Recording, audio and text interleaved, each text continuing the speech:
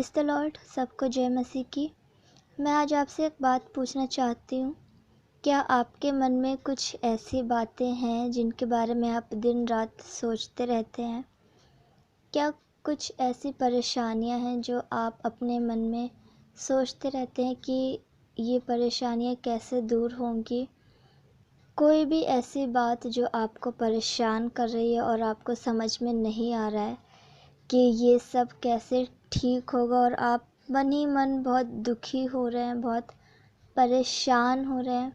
आपने लोगों से बोला भी होगा, अपने रिश्तेदारों को, अपने परिवार के लोगों को, या जिस किसी पर भी आप विश्वास रखते हैं, जिस किसी इंसान पर आप भरोसा करते हैं, उसे बताया भी होगा कि मैं कौन सी परेशानी में हूँ, कौन सी बात मुझे परेशान कर रही है, कौन सी तकलीफ़ मेरे घर में है।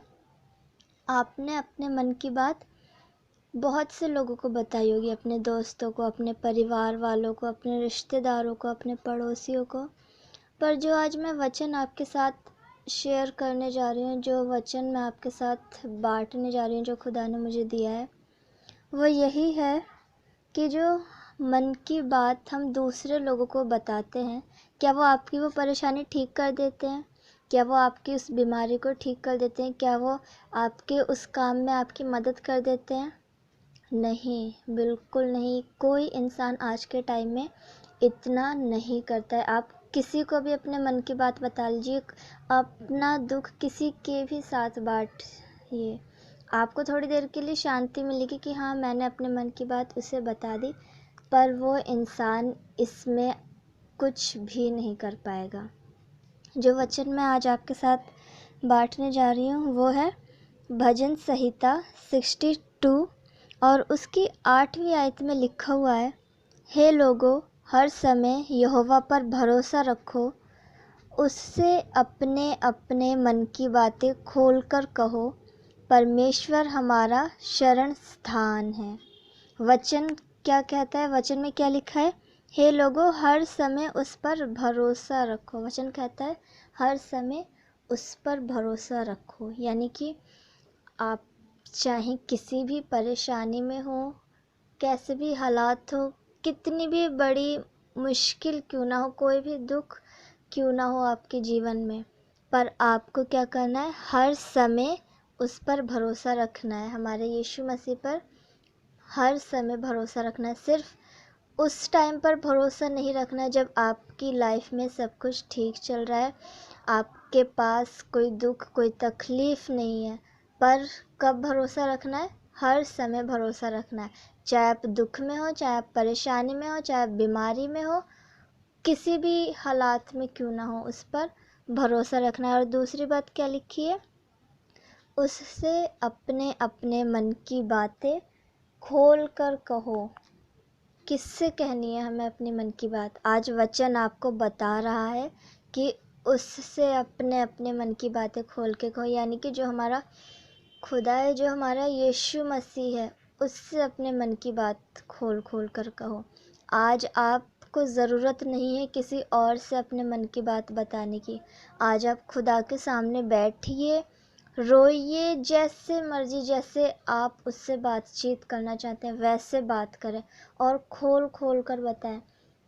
कुछ भी छुपाने की ज़रूरत नहीं है। जब हम किसी इंसान को कोई बात बताते हैं तो हम डरते हैं कि क्या ये बात इसे बताई जाए या नहीं बताई जाए, क्या पता ये किसी और से कह दे।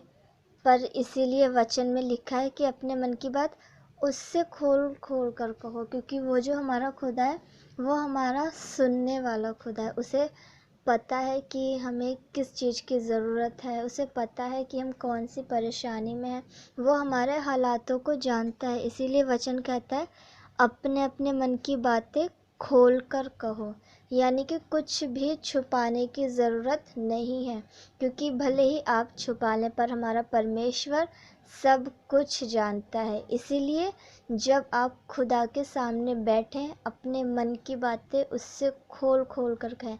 फिर चाहे आपने कोई गलती क्यों ना करी हो, उस गलती को भी आप स्वीकार करें कि खुदा, मुझसे ये गलती हुई है, मैं इसके लिए क्षमा चाहता हूँ।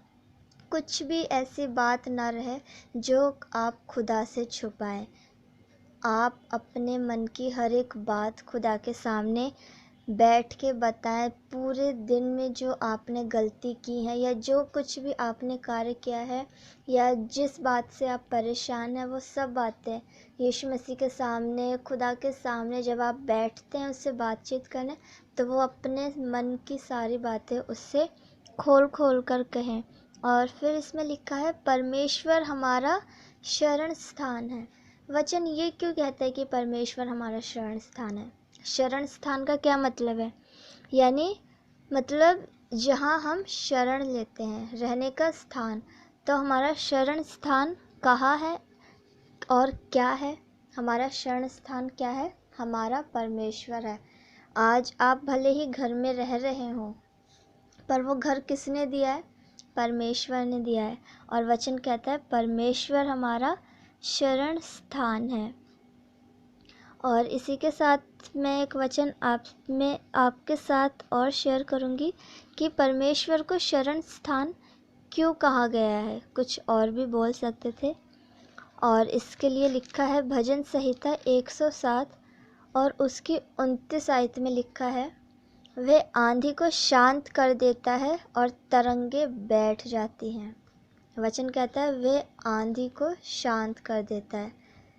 अब आपको पता लगा होगा कि परमेश्वर को शरण स्थान क्यों कहा गया है। आप घर में रह रहे हो, पर क्या घर आंधी को शांत कर सकता है? नहीं कर सकता। पर हमारा परमेश्वर जो है वो आंधी को शांत कर सकता है। वो तूफानों को डांट कर शांत कर देता है। और यशाया 4 अध्याय और उसकी 6 आयत में भी लिखा है, वह दिन को धूप से बचाने के लिए छाया और आंधी, पानी और झड़ी में एक शरण और आड़ होगा। यानी कि परमेश्वर हमारी हर चीज़ से रक्षा करता है। वो हमारी आड़ है, वो हमारा शरण स्थान है। वचन कहता है परमेश्वर हमारा शरण स्थान है। तो मैं आपको आज यही बताना चाहूँगी कि पहली बात आपको क्या करना है? परमेश्वर पर भरोसा रखना है। वचन कहता है हर समय उस पर भरोसा रखो। यानी कि हर टाइम हमें परमेश्वर पर भरोसा रखना है। दूसरी बात, अपने मन की बातें खोल खोल कर उसके सामने रखो। अपने मन की बातें परमेश्वर से कहो। और तीसरी बात, परमेश्वर हमारा शरण स्थान है। आपको ये 3 चीज़ें याद रखनी है कि आपको हर समय परमेश्वर पर भरोसा रखना है। अपने मन की बातें उसे खोल खोल कर बतानी है।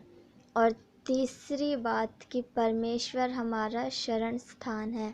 हमें कहाँ रहना है? परमेश्वर में रहना है। यानी कि उसमें बने रहना है। और उसमें हम कब बने रहेंगे? जब उसकी आज्ञाओं को मानेंगे। तो आज के लिए उसकी आज्ञा क्या है आप सभी के लिए? कि उस पर भरोसा रखें और अपने अपने मन की बात उसे खोल कर कहें। यानी कि हर एक बात अपने परमेश्वर को बताएं कि आपने पूरे दिन में क्या क्या करा। Praise the Lord. विश्वास करती हूँ आज का ये वचन आपको अच्छा लगा होगा। खुदा आपको बहुत तायत से आशीष